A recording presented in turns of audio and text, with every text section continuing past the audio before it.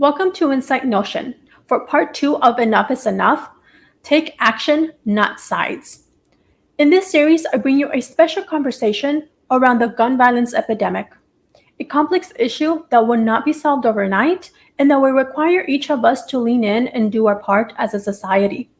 You will learn whether this is truly a divided issue, the challenges not only we as a society face, but also our politicians battle, and the validity of whether gun violence is a mental health issue, among other eye-opening facts surrounding gun violence and reform. For part 2 of the series, I am joined by Arizona's Democratic Senator Martin Quesada and Democratic gubernatorial candidate Marco Lopez that shed light on a different side of the gun violence epidemic and widen our notion to the complexity of the issue on the political side. Let's tune in on what they had to say.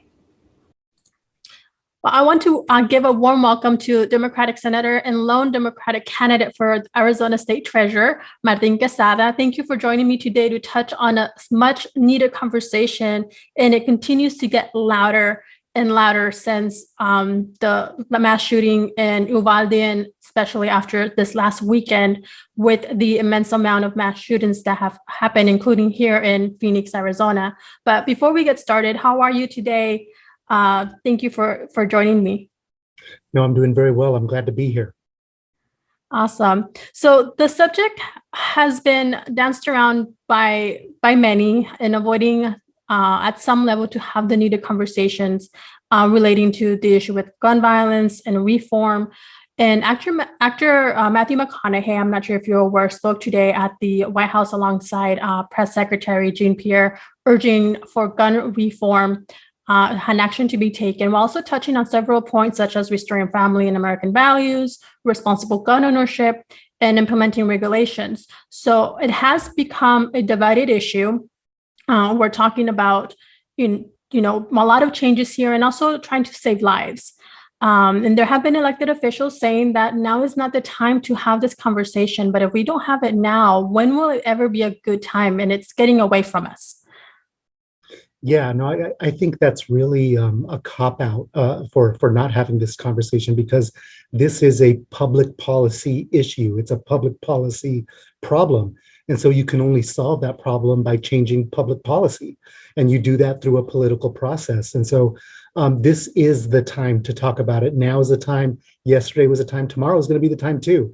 But we can't just keep pushing it off, because we've seen what happens when we keep pushing this issue off and just nothing gets done.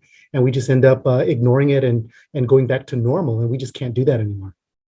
And with such being a divided issue, how can we as a society, as citizens and public servants, come to find a common ground with the whole dynamic? I think, the first thing is to understand that it's really not a divided issue. Politicians want us to think that it's a divided issue, but most of the reforms that we're trying to make, most of the public agrees with it. Even gun owners agree with a lot of the reforms that we're trying to make, just like things like automatic background checks, red flag laws, things like that. Everybody agrees on that. The only people that don't agree on it are the politicians. And so if all of the people already agree on these issues, it's up to the people to hold the politicians accountable for that. So you need to let them know that this isn't a divisive issue. We all agree, and we just need for them to take action now. And one other thing to add, is also not going to be a battle that's going to be won overnight. Can you tell us, as you mentioned with that, and some of the challenges that you and other elected officials face, we as citizens may be not aware of when fighting for change, or better said, a stop to what I am calling an epidemic, that is gun violence and the mass shootings. Can you tell us a little bit more on that? Yeah, first I would say, it's definitely an epidemic, and it's definitely costing us both in lives and in money. This is billions of dollars that gun violence we lose in our economy because of this. So this is a major problem. And I think that what a lot of people don't yet realize, I think people are kind of aware, but not really, is just how strong the gun lobby really is. And the reason why politicians aren't acting is because of how powerful the gun lobby is. The NRA and other organizations like that, they have a lot of money, they have a lot of power, and they are preventing elected officials from taking action because they're threatening to spend money against them and to not elect them again. And so that makes politicians afraid. And so they're acting out of fear. They don't want to lose their seats, and they're more afraid of the gun lobby than they are of the voters right now. And so I think that that's a misplaced fear. I think that the voters have a lot more power than the gun lobby do because you guys are the ones that have the votes. We all have those votes. And so I think if we just hold them accountable, hold all elected officials accountable for their lack of action, they'll start paying more attention to us. But it's up to us to start acting that way when we go to the ballot and vote. You touched on a major point, and I'm glad that you brought it up, and it's a conversation that I had as part of the what I'm putting together with regards to this conversation is relating to money in the NRA for one, and that it stems, yes, we have the issues we're talking about, mental health. We can also bring in racism in there, but the major one in which with gun lobbying and kind of brings this all to a stop and not being able to move the gun reform forward is the money issue. Right. Yeah, definitely. And the membership of the NRA, everybody that's a member of that organization, they pay money to be a member of that organization. And that organization uses that money to lobby elected officials. And that ends up being a lot of money that they use to campaign to get the people elected that they want elected. So they're going to elect candidates who aren't going to take any action on any type of gun safety. They're going to elect candidates who aren't willing to make these changes that majority of the people deserve and that the majority of people want. Those are the elected officials that they're going to support and that they're going to finance and they're going to protect to make sure that they stay elected. And anybody who goes against those individuals, they're going to use that money to push back against them, to campaign against them too. So that money becomes very powerful, and you can't win elections without that money. And so that message that money buys, they put that message out to the public, and they try to influence the way that you vote as a result. But at the end of the day, all of their messaging is not going to really matter because we all know what the reality is. We see how many of these shootings continue to happen. We see how many people are dying, almost every day because of gun violence. We see that there's more guns than there are people in the United States right now. That's all the result of this type of a lobbying effort by the gun lobby. Yeah, and it's just all of it that we've just touched on is just horrifying, especially to think that there are more guns out there, more firearms than there are people in the United States is just I just can't even begin to wrap my hand around it. But with that being said, there are also gun legislations awaiting to be voted on. For instance, HR 8 and HR 1446 are waiting at the Senate level, which are bills to pass background checks, requiring background checks for every firearm sale and implementing a waiting period. And there's also HR 7910, Protecting Our Kids Act, awaiting House committee vote this week, which includes a series of individual bills aimed at preventing gun violence. So just to go a little bit, elaborate on those who are listening in and learning more about this, is the measure would raise the legal age to buy certain semi-automatic centerfire rifles from 18 to 21, establish a new federal offense for gun trafficking and for selling large capacity magazines, and also to allow local governments to compensate individuals who surrender such magazines through a buyback program. However, per a report by CNN, the Protecting Our Kids Act is not expected to pass the Senate, which that really surprised me. And, it's being pushed for. Matthew McConaughey spoke on it today on Tuesday. So what can you tell us about these bills and this package being presented and awaiting to be voted on? Yeah, I think that the fact that these bills are moving through the House of Representatives is good. But like you said, they're going to face a tough challenge in the Senate. And I think that's really one of the big problems, because we've seen this not only with gun legislation, but with voting rights legislation and other issues as well, is, there's a filibuster that kind of holds that up, a lot of that progress back. And it allows a minority of those senators to block a lot of these issues that have broad American support. And I think that the gun legislation, these gun safety reforms, are going to fall victim to that same filibuster issue. And so, it gets to a broader issue about that filibuster, but, we're seeing here how the political system is broken right now. And even though, the majority of Americans support these issues, and these aren't radical issues, these are very common sense reforms that none of them by themselves are going to solve the problem, but each one of them will help and make things safer for us.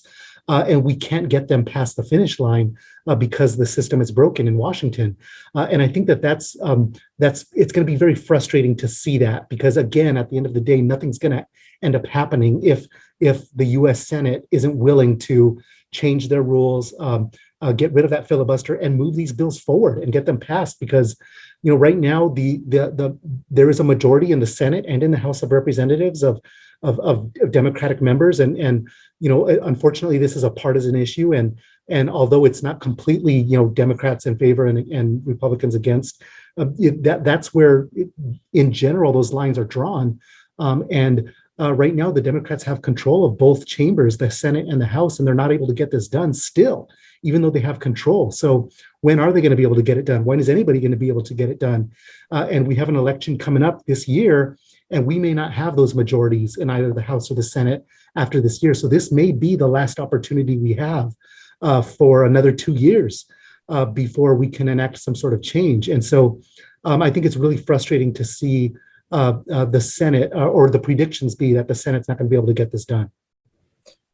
Yes, and just to touch on the point which you mentioned, it is a process, and at least I know two of these bills were presented, and they were presented in 2021, and it took over a year to go ahead and move those forward. So, and there's an immense challenge there.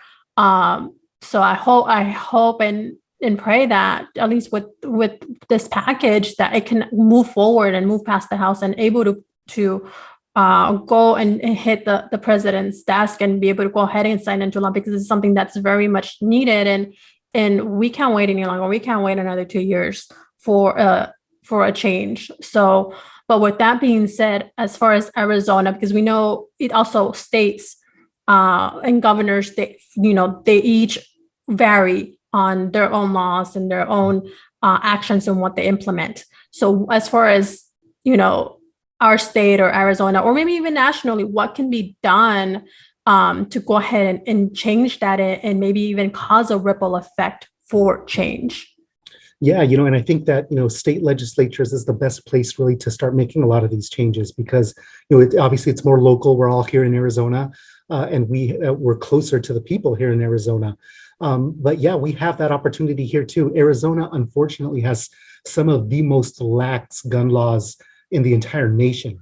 So if there's ever a place where we could do a lot of work to make things safer, it's right here in Arizona, because there's a lot of opportunities to make small changes here and there to have an impact. We need to be contacting our state legislators here. We need to be contacting the governor here and let them know that we expect them to take action, because that next shooting could happen right here in Phoenix or right here in Arizona.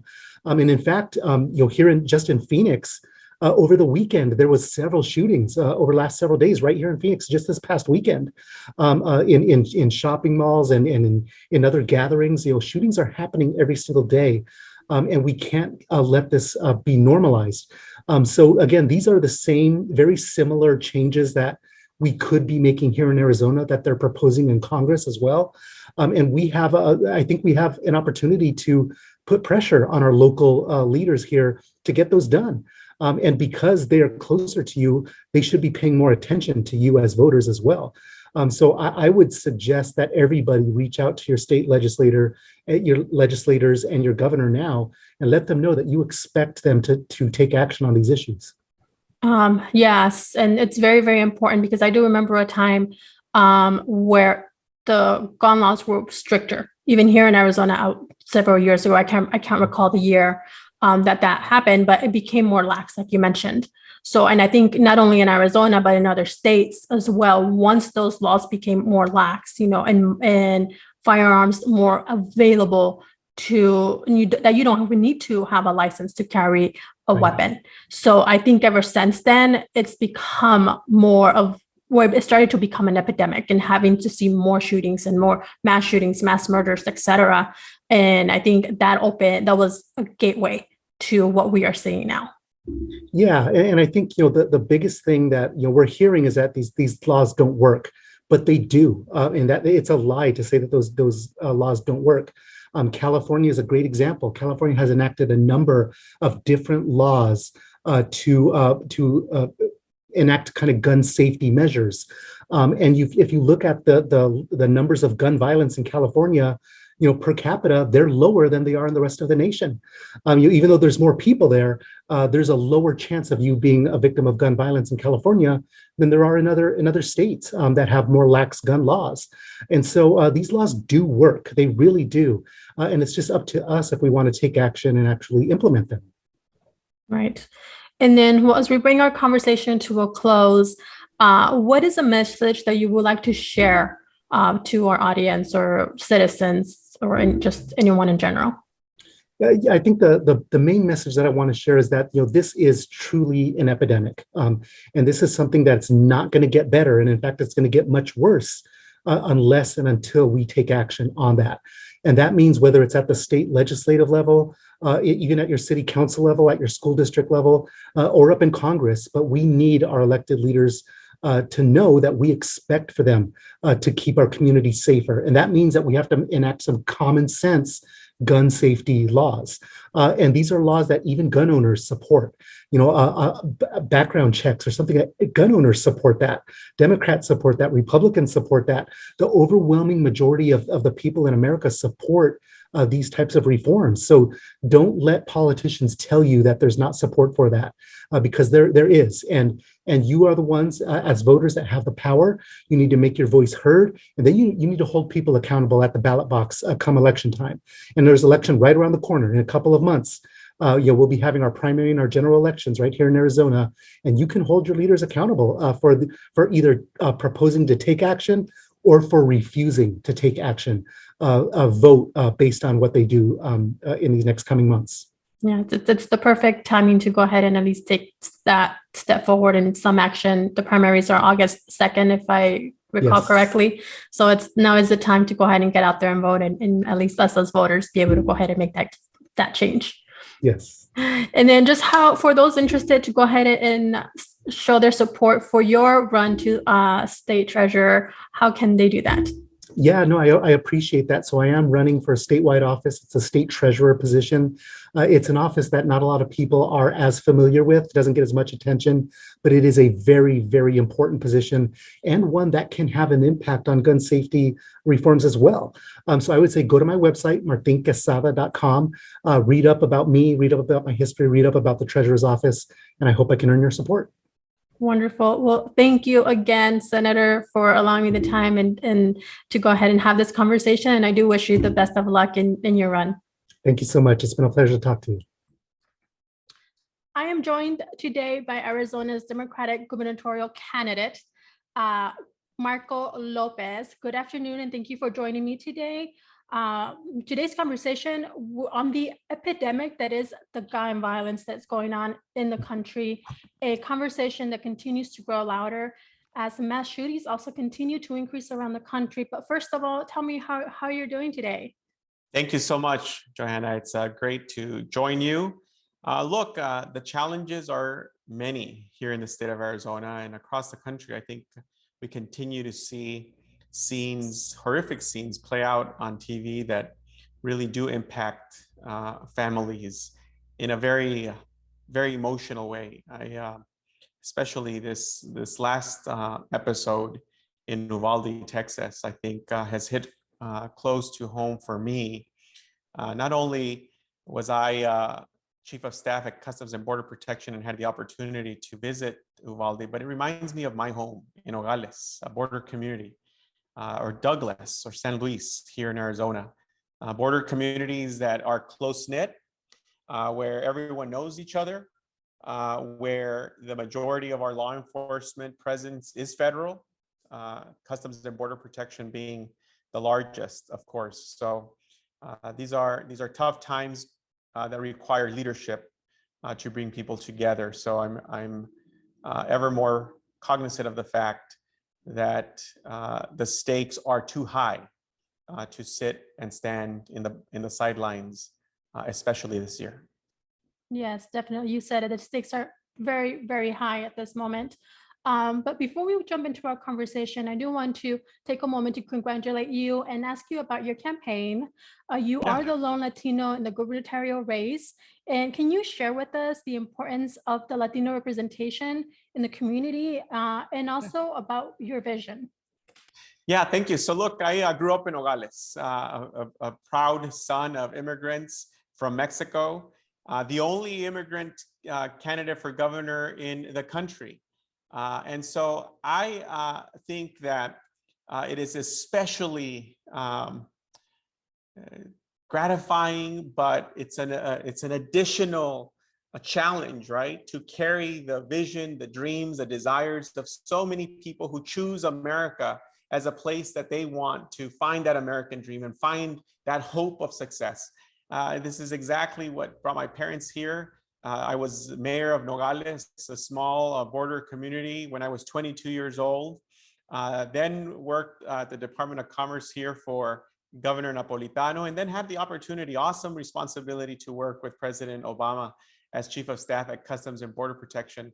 Have spent the last 10 years creating jobs. And so as I go into our communities here in Arizona, each one of our 15 counties and 22 tribes, it's always about that connection that we have with especially kids, teens who look up to and want to believe that Arizona continues to be the place that they can succeed.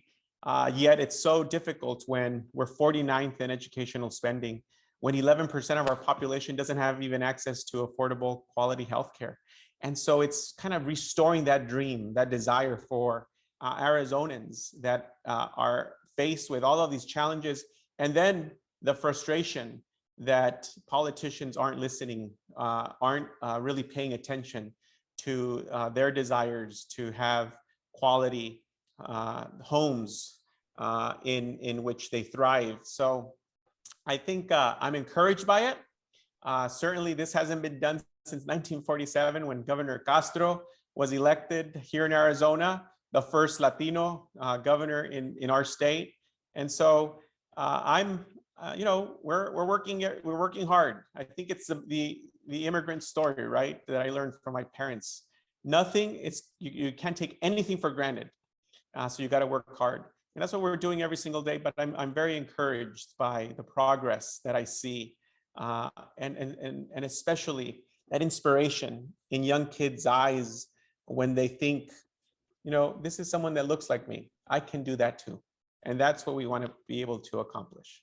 Yes, definitely. Like how you mentioned, the hope of success, and you are that hope, and see how you are very close with the Latino community, which is very, very important to us as Latinos. Yeah, and look, this is, I'm the only campaign now, the only candidate with over 63 endorsements from leaders from throughout the state, Chicanos por la Causa, Latino Victory Fund nationally, 4 labor organizations have endorsed us. And it's because of that. It's how we're bringing that hope back, how we're committed to being a voice for those that have felt unheard, to be a representation for those that have felt that they haven't had a place at the table to make decisions. So it's all of us, Joanna. It's every single one of us. It is. And speaking about vision and hope, I'm going to go ahead and lean into the conversation of gun violence and reform. Actor Matthew McConaughey met with President Joe Biden on Tuesday, and he also addressed the media, delivering a touching speech and urging for gun reform. So with that, following the Uvalde incident, which was very unfortunate, what is your takeaway from him being at the White House, and how can we also as a country unite to come to a common ground And as a country, are we really truly that divided when it comes to gun reform? You touched on it a bit earlier as we joined the conversation. Yeah, so look, I think one of the things that I'm really proud of having received the Moms Demand Action Sensible Gun Reform distinction, because it talks about my commitment to making sure that we are keeping our families safe, especially the most vulnerable. And this is what Matthew's message hit close to home, right? There are some common sense reforms that we can undertake where 60% of our population agree.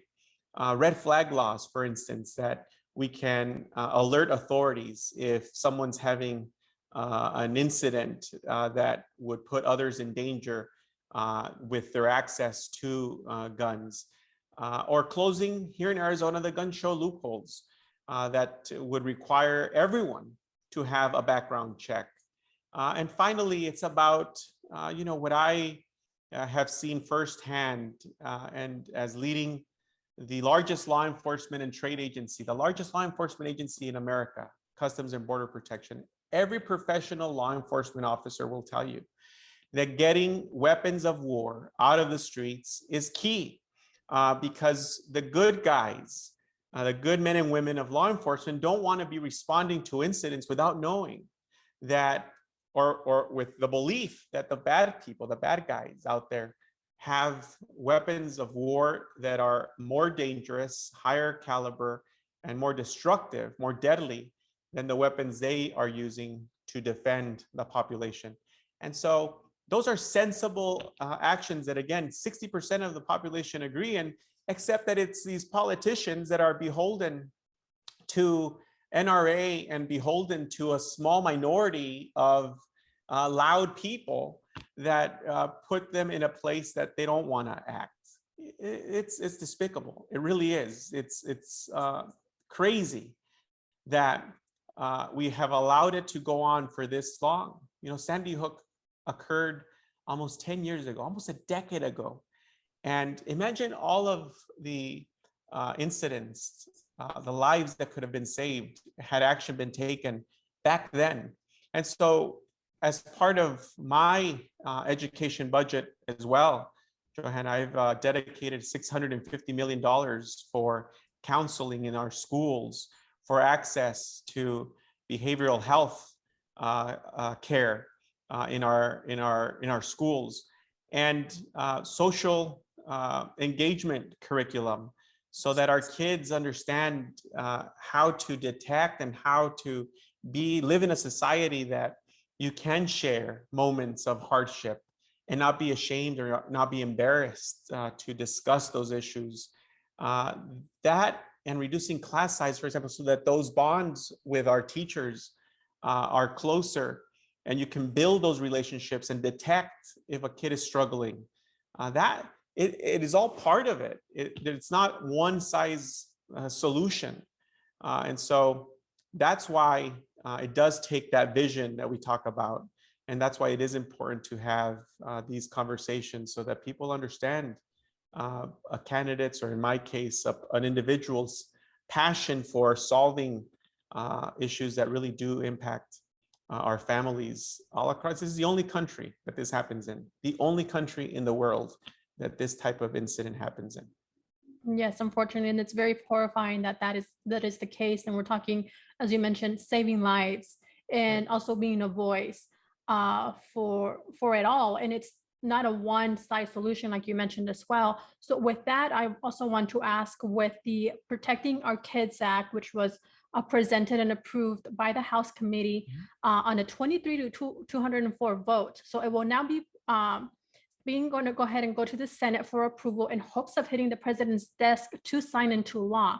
So this is a pivotal moment in America on implementing stricter rules, laws, and so much more, as you mentioned, to prevent gun violence and saving lives. So however, it is reported that it's not expected to pass the Senate. So we're still, a ways away to know whether that's going, true or not. But what more can be done to push for this act or even other bills to pass the Senate level? Well, look, we've got to elect leaders that are willing to take on these small, loud minority in our country, including the NRA. Look, it's sad that people get elected and go to DC and then disappoint all of us. And so whether it's on this issue that we are talking about today or many others, their desire to get reelected is greater than the desire to keep kids in our schools safe, to keep families in our school, in our communities safe. It's incredible. Look, I know that it's hard to get elected. Trust me, I know this. But the reality is you get sent there to do a job. And so you're right. The expectation is that that bill is not going to pass or even be heard in the Senate. I think that there's another bill that Senator Murphy is working on that they believe is limited in scope and might have enough votes. But here in Arizona, we have a senator that refuses to do away with the filibuster. Again, we have two in the Senate, Manchin and Sinema. That's what this has come down to. And so let's elect leaders that are willing to do what's right for the right reason, not because they want to get reelected. We've got enough of those. And we see very poor results. Let's elect some people that are willing to take make the tough choices, regardless of whether or not they get funding from the NRA or regardless of whether or not they get reelected. That shouldn't matter. That's not America. That's not why people believe that this is the greatest country in the world. Yes, and you hit a major point. There is with the desire for re-election, and a major one, which also both of you on these two items, yourself and Senator Martin QUEZADA agree upon, is also with the NRA aspect of it. It just has so much hands in the pot with, or so much money when it comes to that. So which leads me to the next question, that's that as we look and analyze gun violence issue, it is much more complex. So it is not tied to just one lone effect or cause, stemming also from mental health, all those not always detected or known from those, that from the assailant, or racism, or the ease of access of firearms, when also, we're talking laws and reform action. So, but the most shocking, and where it ties to partially, is the NRA and also the elected officials, and most shocking of all, the money. So due to time, we can't, of course, touch on each of these items or these topics relating to the complexity of it all. But so with that, he touched on a point with being money kind of like a motor for blocking legislation approval on gun reform bills. So do you agree with that? And can we battle, or can this battle be won?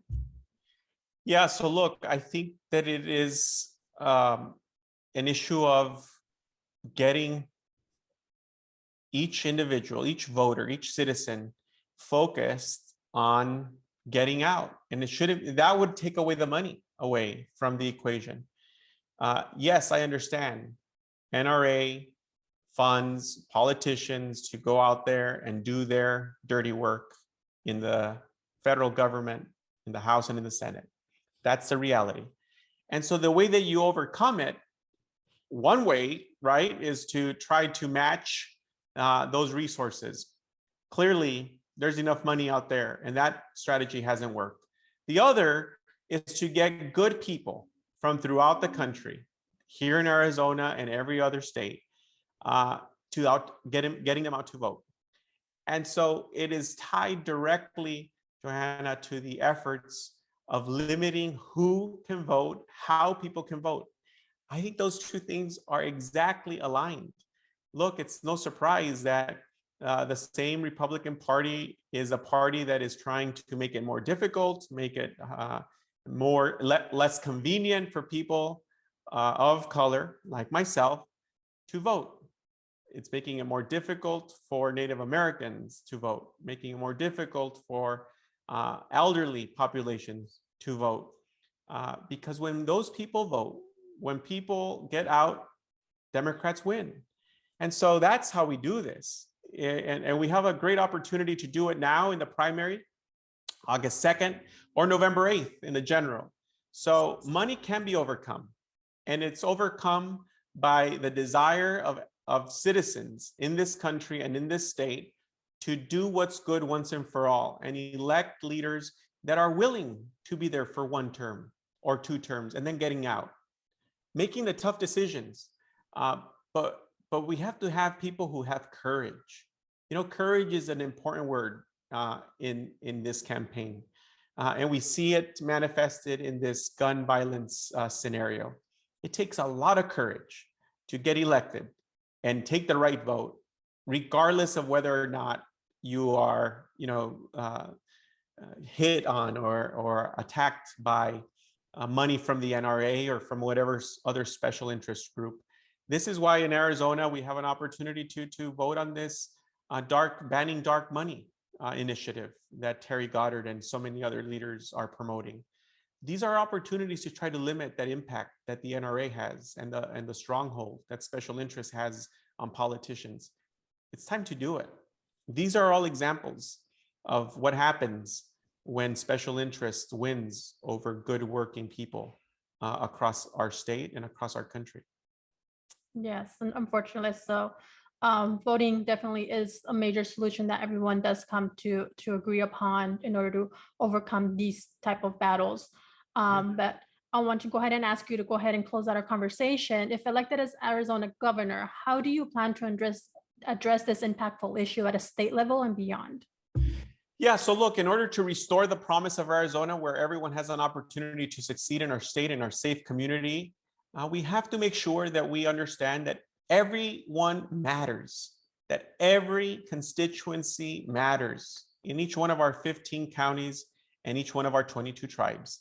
That's how we intend to lead, in an inclusive manner, in a manner that represents the hopes, dreams, visions of every Arizonan.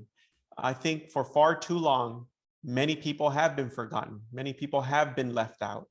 And so that's what we will continue to do till the very end. And then that's how we intend to govern here in Arizona, with everyone around the table, being their values reflected on the people who are chosen to help lead this state. This isn't about me. This is about every single family who wants to live in a community that is investing in education, that is investing in quality access to healthcare, and is investing in the future of their home's economy, the economy that helps them thrive, buy a house, buy a car, go on vacation, enjoy the outdoors. That's what this is about. It's about them voting for their interests, for their future, for their kids' future, for their grandparents' future, so that everyone can live a happy, good, quality life in this state. That's how we intend to do this. That's how we intend to govern, but we need everyone's help. This is not easy. It never has been easy, but I think that there's a brighter future ahead for us if we all do our part to be part of that change. If we are, then good will always conquer evil and hate and chaos. That's our opportunity. That's what we've got to do. Yes, very, very strong message there that you deliver. And also a good reminder is with voting, we don't only vote for ourselves, we will vote for the community, and we vote for those that are, coming, behind us as well. So very important. Definitely. Thank you. And I want to wish you the best of luck. Have a good day. Thank you so much. I appreciate it. Yeah. Take care. Adios. Bye-bye. Thank you for tuning into Insight Notion, expanding your notion beyond the ordinary. Visit our website at insightnotion.com and download the Insight Notion podcast from wherever it is you listen to podcasts.